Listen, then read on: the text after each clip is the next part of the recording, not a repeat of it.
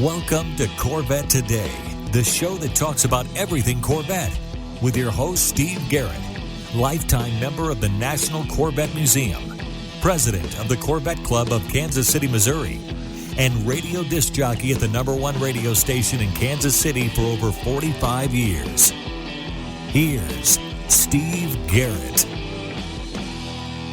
Thanks for listening and watching Corvette Today, the show that talks about everything Corvette, and the only current podcast dedicated to Corvette.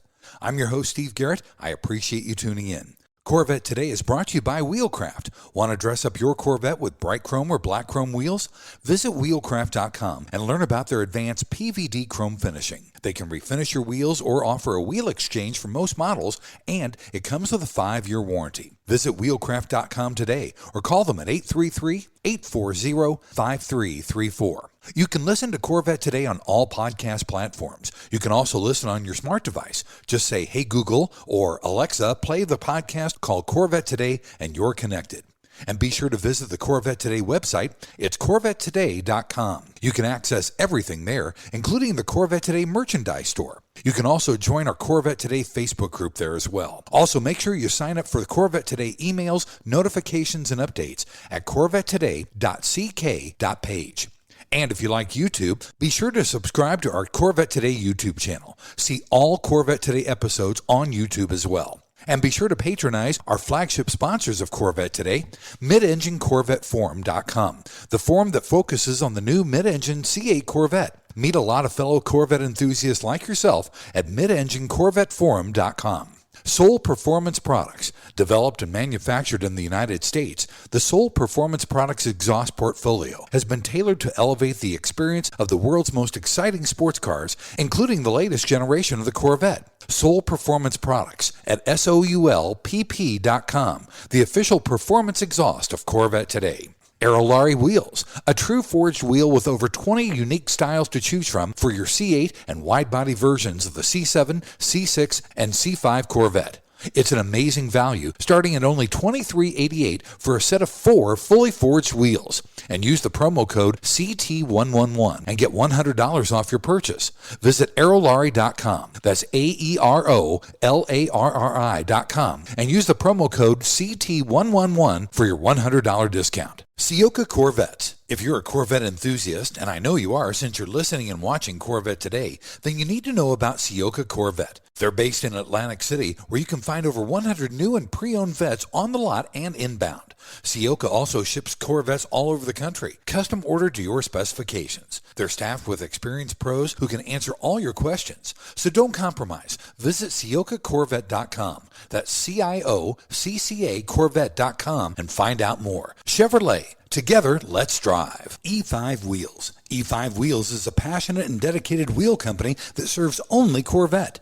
They make spun-forged wheels for your C8, C7, and C6 Corvette. With the best fitment in the industry, E5 Wheels ensures your wheels complement the aesthetics and functionality while optimizing the performance of your Corvette. Visit e5wheels.com or call them at 305-964-7429. And a shout out to Canadian Corvette Forum and Corvette Forum, welcoming Corvette enthusiasts from around the world. When we talk about the 1960 Le Mans race, we usually talk about Briggs Cunningham's 3 Corvettes that raced that year. What you may not know is there was a 4th Corvette that raced at Le Mans in 1960, the Camoradi Corvette. My guest on today's show will talk about that 4th Corvette. Please welcome back with me to Corvette Today, the official photographer for Corvette Racing and a friend of mine and a friend of the show, Richard Prince. Richard, welcome back to Corvette Today, buddy. Thank you, Steve. As always, it's truly my pleasure and my privilege to be here with you. I know I speak for the entire Corvette community everywhere when I say that we really sincerely appreciate all that you do for the hobby. Buddy, it's a labor of love. And before we get into the show, congratulations to you on getting voted into the Corvette Hall of Fame. Well, thank you very much. That is really a humbling honor, particularly because it results from multiple rounds of balloting, and the people who do the voting are sourced from throughout the entire Corvette world, from the Corvette hobby, from Corvette businesses, and from General Motors. So it is really appreciated that I've been recognized in that way. And as I said, it's also very humbling. It's a huge congratulations to you, my friend. I am elated, and I will be able to be there for that honor to see you get inducted. All right, Richard, let's start with this. Let's talk about the Camoradi Corvette. It all started out with Lloyd Lucky Castor. Talk about him to begin the show.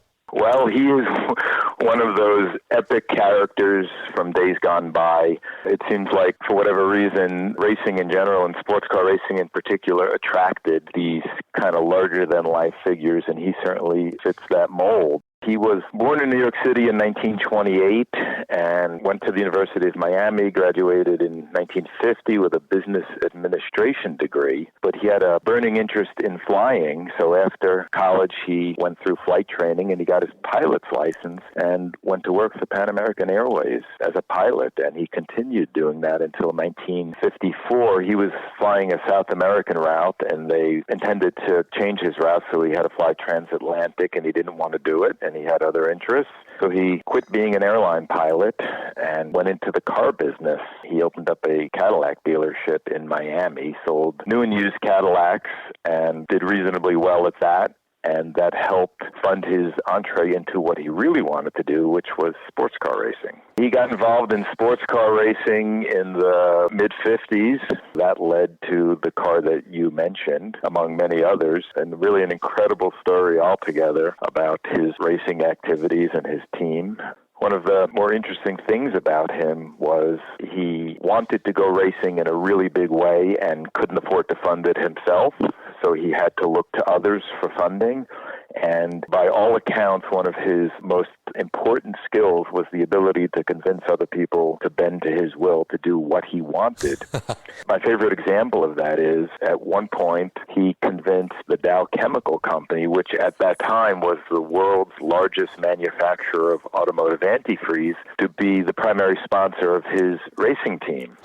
And at the time, his racing team had two cars, and they were both air-cooled Porsches. He managed to talk the largest maker of automotive antifreeze into sponsoring his air-cooled Porsches, and that pretty much sums up Lucky Castor's, perhaps his greatest skill in motor racing, which was, again, to convince anybody to do anything. Yeah, now I know Lucky started Castor Motor Racing in 1959, and in its abbreviated form, which was Camoradi, that sounded Italian, which was really good because all the high-end racing teams were owned and subsidized by wealthy, connected individuals like that, wasn't it? Yeah, this was, of course, the era long before corporate involvement really got involved in a very, very big way. So a lot of the more memorable, more successful sports car racing teams were funded by very wealthy sportsmen who simply wanted to go racing. That included, of course, Briggs Cunningham and Lance Ferventlow with the Scarabs. So Lloyd kind of fell into that mold, except, again, he didn't have the great wealth to fund it himself. He managed to talk others into doing it. And one of his many ploys for doing that was forming a race team that just had the sound of aristocracy, of old European involvement. Camoradi stood for Casna Motor Racing, the sound of an old Italian enterprise, and he presumed that that would help him sell it. Yeah, and his goal was really to race in Europe, and more specifically Le Mans, wasn't that right?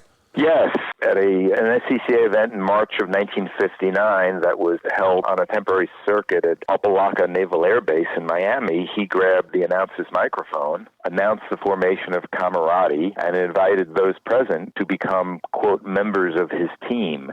And what he was asking for was people to join the team and pay the team membership fee, which he would use to go big-time racing in Europe. The humorous part of that is he was speaking to a population of racers. It was an SCCA national, and he was speaking to people who would have loved to go racing in Europe if they could afford it. Right. And he was asking them to fund his race team to go to Europe. So he was met with more than a little bit of ridicule when he made this announcement, but there was one person in the audience who thought this was a fantastic idea. He saw it as an epic adventure, and he approached Lucky after Lucky made that announcement and made a proposal to him. That man was Fred Gamble, and Fred proposed that he would volunteer to help this program, help get it off the ground, and he would travel at his own expense, he offered, travel with the team throughout Europe, and as a journalist, which is what Fred was at the time, he would raise a little bit of money to help fund his way by writing a series of articles for car magazines about the team's efforts.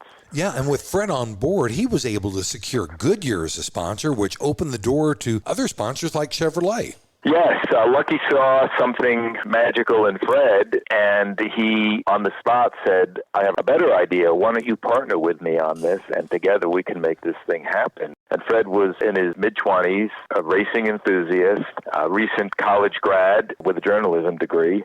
He was the perfect balance to Lucky Kasner, who was really a wild man. He was out there, and Fred Gamble was highly intelligent and very measured, and it was just a perfect marriage, the two of them working together. Fred, over the next several weeks, wrote a very comprehensive proposal that Lucky could then take to potential sponsors. Goodyear was, as you said, the first to sign on with that. And once Lucky had Goodyear, that became a selling point for additional corporate sponsors.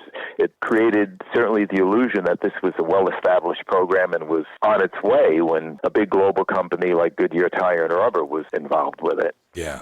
Buddy, let's take our first break. When we come back, we're going to talk more about racing with Camoradi Corvettes. That's coming up next on Corvette Today. We all know that wheels make the car. Wheelcraft's PVD chrome finish in bright chrome or black chrome will take your Corvette to new levels. And it comes with a 5-year warranty. Durability is a defining feature of the Wheelcraft finish. Their PVD chrome is superior to traditional chrome with a finish that is brake dust resistant and cleans effortlessly with soap and water. Wheelcraft offers factory wheel exchange for select C4 through C8 models, or they can apply the PVD finish to your current wheels. No matter what generation you own, Wheelcraft will transform the look of your Corvette. With every Corvette comes a unique story, and Wheelcraft has embraced this idea. When you purchase your new set of wheels, you receive a lifetime membership to the Wheelcraft Pit Crew, granting you access to your own page on Wheelcraft's website, where you can post pictures and tell your Corvette story. Visit our website at wheelcraft.com or call 833-639-4231. Arrive in style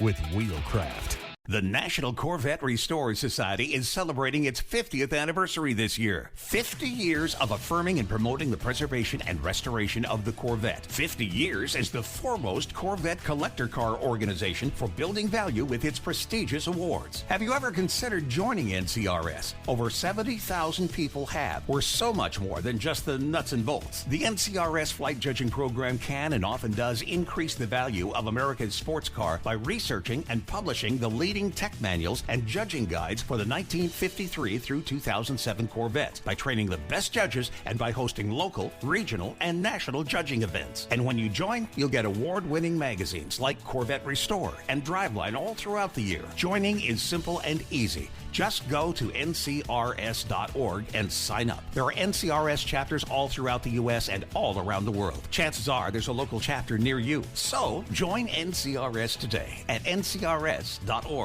We come for the Corvettes. We stay for the friendships made along the way. When you want to buy a Corvette, or any Chevrolet for that matter, get yours from Hendrick Chevrolet Shawnee Mission, located in Kansas City. Hendrick Chevrolet is the largest Corvette dealership and showroom in the Midwest. With a knowledgeable sales staff and Corvette sales specialists on hand, they'll help you build the Corvette of your dreams, and they ship nationwide. With Corvette certified master mechanics on site and a huge parts department with over 24,000 parts and $2 million in inventory, Hendrick Chevrolet is well equipped to take care of your every need. From sales to service to collision repair, Hendrick Chevrolet has you covered. Visit ChevyUSA.com or call 913-384-1550. This is the Corvette Today podcast with Steve Garrett. Thanks for checking out Corvette Today on podcast and YouTube. It's the only current podcast dedicated to Corvette. Corvette Today is brought to you by Wheelcraft. You want your Corvette looking its best, don't you? Well, dress it up with bright chrome or black chrome wheels. Visit wheelcraft.com and learn about their advanced PVD chrome finishing. They can refinish your wheels or do a wheel exchange, and you get a 5-year warranty too. So visit wheelcraft.com today or give them a call, 833 888-639-4231. I'm your host, Steve Garrett. With me is my buddy and the official photographer of Corvette Racing, Richard Prince. We're talking about the Camoradi Corvette that raced at Le Mans in 1960. Richard, Kastner got Corvette to sign up with GM's general manager, Ed Cole, which is a big deal, and with Zora Arkus Duntov. Now, he received two 1960 Corvettes. Let's talk about those two Corvettes that were given to Camoradi Racing. Sure. Yes. In the summer of 1959, Lucky Kastner met with Ed Cole and Zora Duntov. And at the time, Zora's title was Chevrolet Director of High Performance. He was not yet called the Chief Engineer, but he obviously was the point person for all things Corvette. Chevrolet agreed to provide Lucky Kastner and Camoradi with two brand new, completely competition-ready Corvettes. So they had the high-compression, solid lifter fuel injection engines, 4-speed transmissions, posi rear, heavy-duty brake and suspension, and they were equipped initially with the regular production option 24-gallon fuel tanks. Because Chevrolet was still committed to the June 1957 AMA ban on all forms of motorsport, they had to phrase the relationship in a different way, as was often the case back then. Chevrolet was providing those cars through a Miami dealership called Don Allen Chevrolet to Camoradi Racing, and with the cars came a contract through Don Allen Chevrolet for heavy-duty field test and development. So Camoradi was not, quote, racing the cars. They were running the cars through the ringer and providing feedback to Chevrolet on what parts needed to be strengthened, what could be done to improve the cars.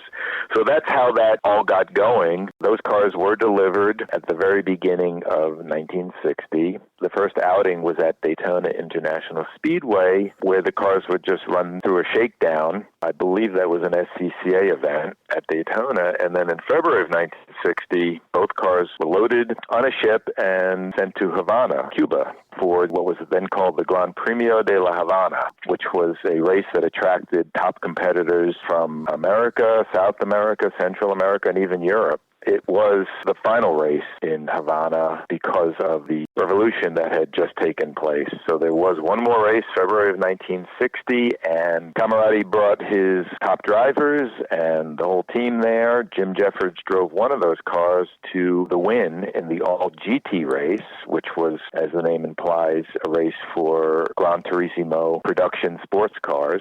Jeffords drove the same car to 8th overall in the main event, first in GT class, but 8th overall against purpose-built sports racing cars, more like prototypes, as we would call them today. So it was a great success for the team. They were really off to a fabulous start. The cars and the spares and all the equipment came back to the U.S., and preparations were made for the next outing, which took place in March in the central Florida city of Sebring.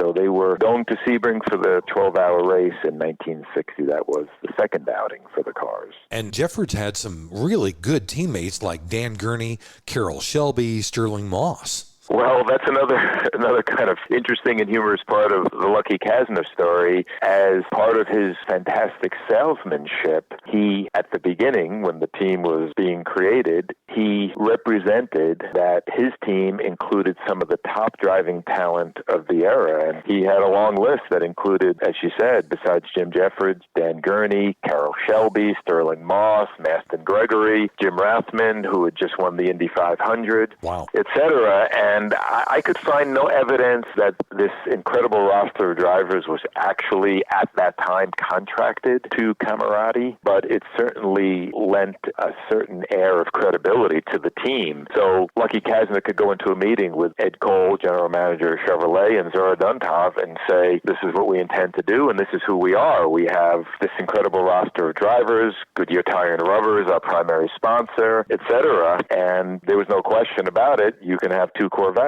And Lucky Kastner more or less did the same thing with Maserati and became the de facto representative for Maserati, racing Maserati birdcage prototypes alongside the Corvettes, both in America and in Europe. So yes, the list of drivers was an important part of the story. And then came Le Mans. Let's talk about that race and how Camoradi Racing did at Le Mans with that Corvette. Well, let me just explain how they ended up at Le Mans with one Corvette. They intended to race two Corvettes at Le Mans throughout the entire season in Europe. Unfortunately, Sebring was an interesting outing for them. The two cars were entered, and one car had the lead drivers that included Jim Jeffords again. The other car was more or less a backup car. At the very beginning of the race, the Jeffords car was damaged. Likely something in the valve train was damaged, and the car would not rev over 5,000 RPM, so it was down on speed. The other car was being driven by Fred Gamble, the same Fred Gamble who helped launch the program, and he was the team manager at that point. He told me last year when I spoke with him that he never intended that he would actually drive at Sebring. He would have loved to drive, but he was the team manager, not really one of its drivers. But he put himself down as a reserve driver on the entry forms. He really did it just for a laugh, just so that he would see his own name in the program. Well, one of the contracted drivers at the last minute backed out, didn't show up, and it left a seat open for Fred Gamble. So Fred started the race. When the Jim Jeffords car got damaged, when the engine got damaged and wouldn't rev above 5,000, Fred was called in and directed to turn his healthy car over to Jim Jeffords and the star driver lineup.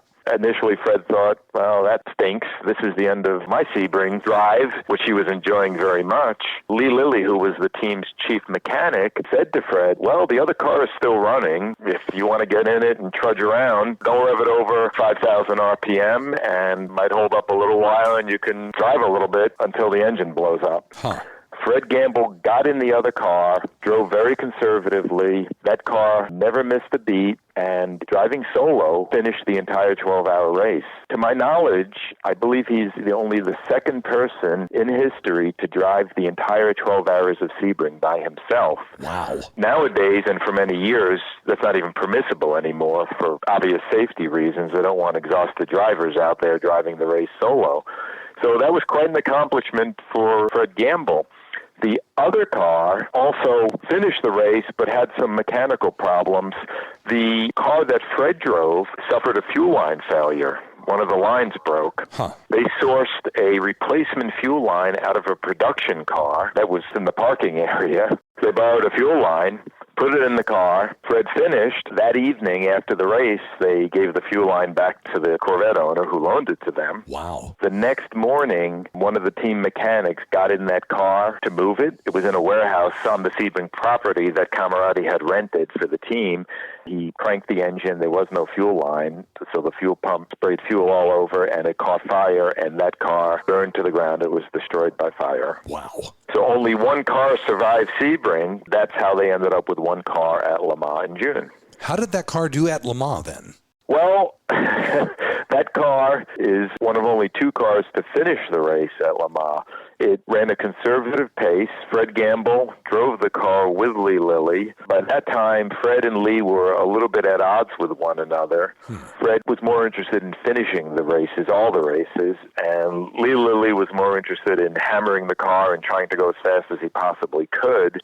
And that reached a little bit of a pitch at Nürburgring, where Lee was really flying in the car, and Nürburgring was then, as now, one of the most difficult circuits in the world because of its length and its elevation changes, and a lot of it is on public roads, and the roads are rough in places.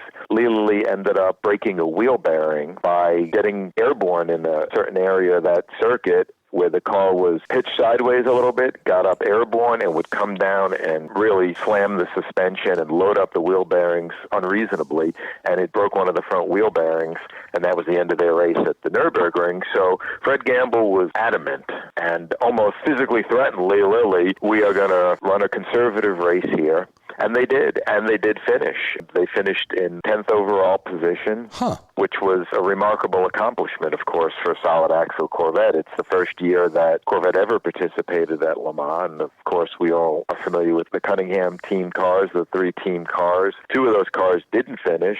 Their third car, of course, won the class in the hands of John Fitch and Bob Grossman. So two of the four Corvettes entered finished, and one of those was the Camoradi car. There you go. All right, buddy. It's time for our final break. When we get back, we're going to talk about what happened to the Camoradi Corvette after Le Mans, coming up next on Corvette Today. Are you ready for a better insurance policy without the Corvette tax? With agreed value protection, the value of your collector vehicle will never change. Plus, you'll save money. Get a quick quote at ncminsurance.com.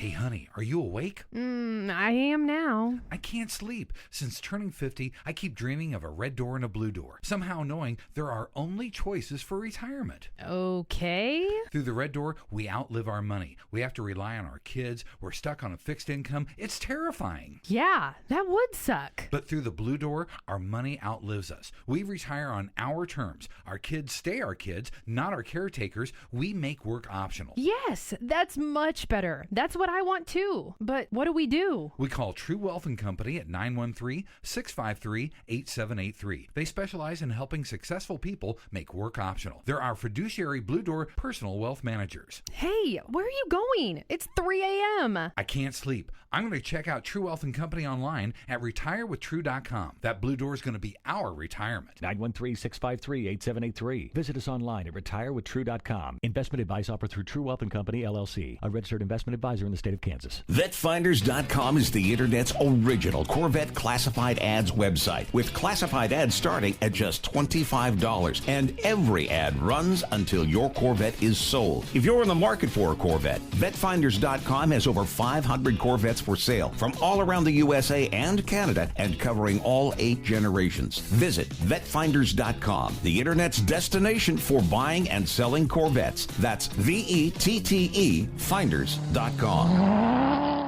Rev up your ride with the ultimate upgrade. The Radiator Grill Store is your go-to destination for top-notch C8 Corvette Stingray, Z06, and E-Ray accessories. Elevate your style with custom-painted engine bay covers, sleek front splitters, and side skirts that scream sophistication. Keep your C8 protected with premium Radiator Grill screens. Stand out from the crowd at car shows and beyond. Use code CT10 for an exclusive 10% discount off your total purchase at radiatorgrillstore.com. Don't miss out on turning heads. Upgrade your Corvette today.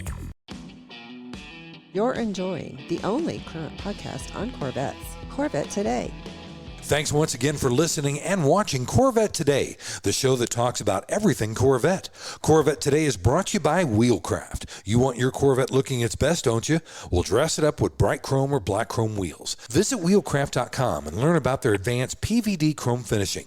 They can refinish your wheels or do a wheel exchange, and you get a 5-year warranty too. So visit wheelcraft.com today or give them a call, 833-639-4231. I'm your host, Steve Garrett. With me is my buddy, Richard Prince, the official photographer of Corvette Racing. We are talking about the Camoradi Corvette from Le Mans in 1960. In this final segment, we're going to talk about what happened to that car after Le Mans. Richard, a Corvette enthusiast named Lauren Lundberg started searching for the Camoradi Corvette, and ironically, it had been crashed on the way from Sweden to a race in England. Talk about that crash and what happened to the car. Well, yes, that's correct, Steve. The car was raced in Sweden on a circuit called Karlskoga. The day after that race, a Swedish Formula One driver named Joe Bonnier drove the car to several new Swedish national speed records for production cars on public roads. It became quite famous in Sweden. Joe Bonnier was Sweden's first Formula One driver, the first Swedish Formula One driver to win an F1 race. So he was quite famous. The car became quite famous. And after Bonnier drove it to the new speed records, Fred Gamble, the team manager, and the team's mechanic at that point, a guy named Bob Wallace, were scheduled to bring the car to England, to Goodwood, for the next race to indicate what big-time sports car racing was like back then. They didn't own a transport truck or even a trailer. Wow. So the car went from one race to the next under its own power. So Bob Wallace was driving the Corvette, and Fred Gamble was in the support vehicle, which was a Ford station wagon that was full of tools and some spares. And unfortunately, while still in Sweden, Bob Wallace fell asleep at the wheel of the Corvette, went off the road, went into a ditch. The car rolled several times and ended up back on its wheels, but it was effectively destroyed. It was a mess. Bob Wallace went off to the hospital, checked out okay. He had no injuries. He was just bruised and bumped up a little bit. The car got towed to a local repair shop in this small town in Sweden. Fred Gamble and Bob Wallace looked at it, realized that it was hopeless. The car was gone. They took the engine and transmission out of it, and they gave the remains to the policeman who had shown up at the accident scene and written the report. Wow. And they assumed that he would maybe keep a few pieces off of it as souvenirs, or maybe make a few dollars selling pieces of the car to locals, because, again, it had become somewhat famous all of a sudden in Sweden as this new national speed record holder. Yeah. So that was the end of the Corvette. The team was still racing with Maseratis through the end of the year. By the end of 1960, Camoradi itself was nothing but a distant memory. The team disbanded, and everybody went their separate ways. Wow. Now, Loren Lundberg found the owner of the car in 1994. I know he wrote to him expressing interest in buying the car. What happened with all that then, Richard? Well, how Loren Lundberg got to that car is an absolutely unbelievable and fascinating story. Loren Lundberg was a passionate Corvette enthusiast. He lived in a town called Glendale, Arizona.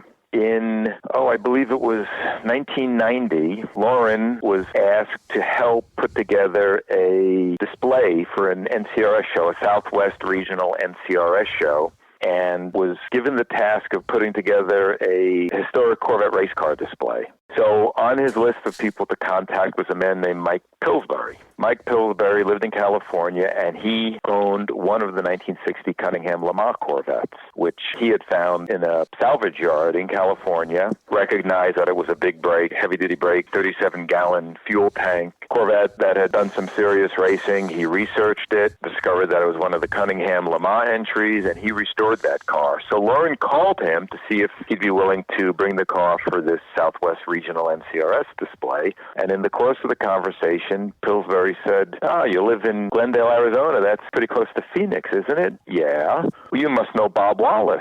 Loren Lundberg said, I don't. Who's Bob Wallace? And Pillsbury said Bob Wallace was one of the mechanics for the Camoradi team at Le Mans in 1960, and he's got a shop in Phoenix, Arizona. You ought to go see him. He's probably an interesting guy. So after Camoradi disbanded at the end of 1960, Bob Wallace went to work for an Italian team racing Ferraris, and in 1964, he went to work for Lamborghini. Initially as a mechanic, he quickly became their chief test driver and was a very influential person at Lamborghini. He had a direct role in every vehicle that Lamborghini created from 1964 until he left the company. He left in 1975 when Ferruccio Lamborghini sold the company. Bob Wallace didn't want to stay on, so he quit. And he and his wife considered staying in Italy. They considered going back home. He was a Kiwi originally. Out of the blue, he and his wife decided that they would go across the ocean and move to the United States of America. They literally looked at a map and thought, well, Arizona looks good. It's warm, it's dry, there's a strong car culture there. And he intended to open an independent repair shop specializing in Lamborghinis and Ferraris. So he and his wife moved to Phoenix in 1975. And Loren Lundberg lived 10 miles away, coincidentally. So Loren did, in fact, at Mike Pillsbury's suggestion, go see Bob Wallace. And Bob Wallace pulled a photo of the wrecked Corvette out of his desk drawer and said, this is the last time I saw the Camoradi Corvette. He told Loren the story. It crashed. We gave it to the cop, and I'm sure it was thrown away. And Loren said, but are you sure? How do you know it was just scrapped? And Bob Wallace said, well, actually, I don't know. I just assume it was. Look at it. It was a disaster. Loren said, well, maybe it didn't get thrown away. And Bob Wallace said, if you're really interested, go find Fred Gamble. He really would be the key. He ran the team, and he knows more about the car and about the program than anybody. Bob Wallace had not stayed in touch with Fred Gamble, didn't know where he was. The only thing he remembered was that Gamble was a ski advocate, very passionate about skiing, and he thought he ended up in Colorado doing something with skiing. So with that little clue, Loren Lundberg was off and running. Of course, this was before the internet, so you couldn't put people's name in a search engine and find where they were. Right. He had to do things the old-fashioned way with the telephone and letter writing. Over the next 4 years, he was absolutely relentless and would not let any little lead or any little clue go. It was just an absolutely unbelievable sequence of events that led Lauren to find the car. The car did in fact survive. The shop owner kept it for a little while. He sold it to a guy who attempted to put it back together. That guy got the car basically running and driving again. He had it for some number of years and ultimately sold it to another Swede. And that man took the car apart and was planning to do a better quality restoration and got no further than taking the car apart. So it was disassembled through, again, an unbelievable, unlikely sequence of events and strange coincidences. Lauren Lundberg contacted everybody from the Swedish embassy to local police jurisdictions throughout Sweden to a Swedish member of the Chrysler Town and Country Club who his brother was acquainted with, found Fred Gamble through a letter to the editor that Fred had written to Road and Track magazine. Wow. Lauren ended up greatly helped by a young policeman in Sweden who was a car enthusiast who took all the information Lauren had put together and invested a great deal of his time and effort and actually found the car. It was in Stockholm, in a garage, disassembled. Thankfully, it was essentially all there. The first man who had put the car back together, he just literally put it back together. He glued back, bonded back together all of the shattered pieces of the original body. When Lauren found the car, it still had its original chassis, what was left of its original shattered body, its heavy-duty brake and suspension setup, its very, very special 37-gallon fiberglass fuel tank that was created by Chevrolet Engineering. The only significant pieces missing were the engine and transmission, which Bob Wallace and Fred Gamble had taken out of the car after the crash. And, of course, Lauren set out to try to find those pieces, too. The transmission disappeared, and he could not determine what happened to it. The engine for the Corvette ended up in a Maserati Grand Prix car. Wow. And that's another interesting story. The Maserati Grand Prix car was owned by a New Zealander who had sent it to an agent in Italy. And the agent was supposed to be an intermediary between the car owner and the Maserati factory and was supposed to forward the car on to the factory and supervise its rebuild there. Instead, he had Fred Gamble and Bob Wallace install the Corvette engine into it, modify it to accept the Corvette engine, and then he sold the car to another New Zealand racer. So he sold a car he didn't own and had no right to sell. Wow. The man who bought the car crashed it, totaled the car, and the engine was taken out again and put into an offshore racing boat. That boat ultimately sank with the engine. So the original engine for the Camoradi car is at the bottom of the ocean off the coast of New Zealand. Wow. That's crazy. All right, so Lauren Lundberg bought the car. Talk about the process of purchasing it and then getting it back to the United States. Well, again, this was pre-internet, and Lauren Lundberg was not in the import-export business, so it was quite complicated. He had a lot to learn, and, of course, he had to trust people who were literally up the other side of the ocean. He found the car. He contacted the man who owned it. The man was willing to sell it. Lauren never told me how much he paid for the car, but he described the asking price as shocking, given the condition of the car. But, of course, he'd been searching. This was into his fifth year at that point, and he finally found this treasure. He certainly was not going to let it go because the price was too high. So he organized a trip with his wife and a couple of friends. They went to Europe. They went to Sweden. He looked at the car, confirmed that it was, in fact, the car. In fact, he took photos back to Bob Wallace and had Bob Wallace examine and confirm that it was, in fact, the car. Lauren also, at that point, had, I believe, paperwork from the ACO showing the chassis number for the Camoradi car, which also further confirmed that it was, in fact, the car.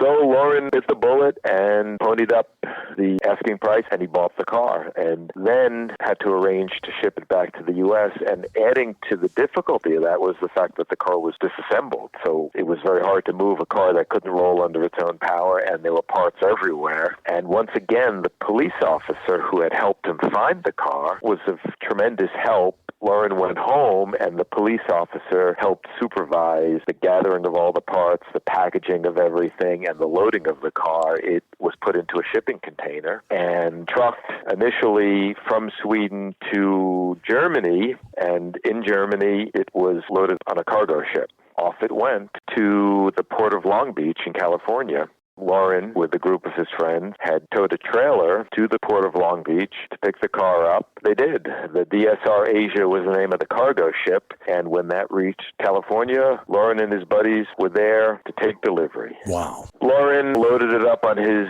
open car trailer, drove across the state of California, across the desert, and halfway across Arizona to get to Glendale. It was, at that point, 45 years and 5,500 miles later, after the car had left the United States, that it came home. That's amazing. Now, unfortunately, Lauren died in 2021. What happened to the Camoradi Corvette after that? Well, Lauren restored the car in his own garage with his own two hands after he bought it. It took him several years. Wow. He absolutely adored the car, and he adored sharing the story about the car with others. So he was a regular participant in NCRS events and Carlisle and other Corvette shows around the country. He loved that car right up until the day he died in 2021. Shortly thereafter, his family decided to sell the car, and a man named Dominic Testa, a New Yorker, bought it. He'll readily tell you that he didn't fully understand what he was getting involved with when he bought the car. He just knew that it was a Le Mans race car and that it was on the road and ready to go. He thought it would be fun. He's a Corvette enthusiast. He's got several other Corvettes and has been a car enthusiast his whole life. It just sounded like an adventure to him. When he went to pick the car up, he was surprised when Lauren's widow said, "Oh, I've got a bunch of boxes of stuff for this car. I'm just going to throw it out, so if you have any interest in it, please take it." Dominic was shocked by about a dozen file boxes stuffed full. Lauren had saved every stitch of paper, every single thing that he had gotten related to the car. Photographs, Chevrolet engineering documents, ACO documents, race entry forms, race result forms, every bit of correspondence, all related to his search for the car, the police report from the initial accident. Wow. It was just unbelievable. And Dominic was overwhelmed, then realized that he had bought far more than just a car. He had bought an epic story. He brought the car back to New York. This was about 27 or so years after Lauren had bought the car and restored it. The car was showing its age again. Dominic decided it deserved a complete and thorough and high-quality restoration, so he brought it to a place called JTM Motorsports here on Long Island, which has great expertise in vintage car restoration and Corvette specialists. JTM did a 100% body-off-the-chassis restoration, returning the car to exactly the configuration it was in at Le Mans in 1960. That's an incredible story. It really is. Let me say this. I've been writing and photographing Corvettes for about 33 years. I long ago lost count of how many magazine stories I've written, but it's somewhere between 2,500 and 3,000 magazine stories. Wow. And I can say with certainty that I have never written a more interesting story about a more unbelievable car. Just the fact that this car survived is unbelievable in and of itself. And then this incredible sequence of events that brought Lauren Lundberg in contact with the car is equally unbelievable. And his utterly relentless pursuit of it, he just would not give up, trying to learn the disposition of the car. And when he found out the car was still alive, he had to have it. He brought it back to the U.S. It is really an unbelievably fascinating story. It really is. Richard, thank you so much for coming back on Corvette Today. This has been an epic, epic story. Well, thank you, Steve. As I said at the beginning of our discussion today, I know I speak for everybody in the Corvette hobby and in the Corvette community when I say that we deeply appreciate all that you've done to enhance our enjoyment of Chevrolet sports car, a car that we all love very, very much. Thanks again for listening and watching Corvette Today. And be sure to tell your family, friends, and other Corvette enthusiasts about the Corvette Today show. And thanks to our sponsors, Wheelcraft. Want to dress up your Corvette with bright chrome or black chrome wheels? Visit wheelcraft.com to learn about their advanced PVD chrome finishing. They can refinish your wheels or offer a wheel exchange for most models, and it comes with a 5-year warranty. Visit wheelcraft.com today or call 833-639-4231. Soul Performance Products at SOULPP.com, the official performance exhaust of Corvette Today. Ciocca Corvette at CIOCCA Corvette.com. E5 Wheels at E5Wheels.com. True Wealth and Company at retirewithtrue.com. Also, Aerolarri Wheels, get $100 off your purchase with the new promo code CT111 at aerolarri.com. And Hendrick Chevrolet in Kansas City at ChevyUSA.com. Thanks for checking out Corvette Today on podcast and YouTube. If you'd like to contact Steve with ideas for Corvette Today, you can email him at stevegarrettdj@gmail.com. Garrett has 2 R's and 2 T's. That's stevegarrettdj@gmail.com. Also, sign up for email notifications at corvettetoday.ck.page. Follow Steve and the show on social media on Facebook, Instagram, Twitter, LinkedIn, and Threads at Steve Garrett DJ. Thanks again for listening and watching Corvette Today.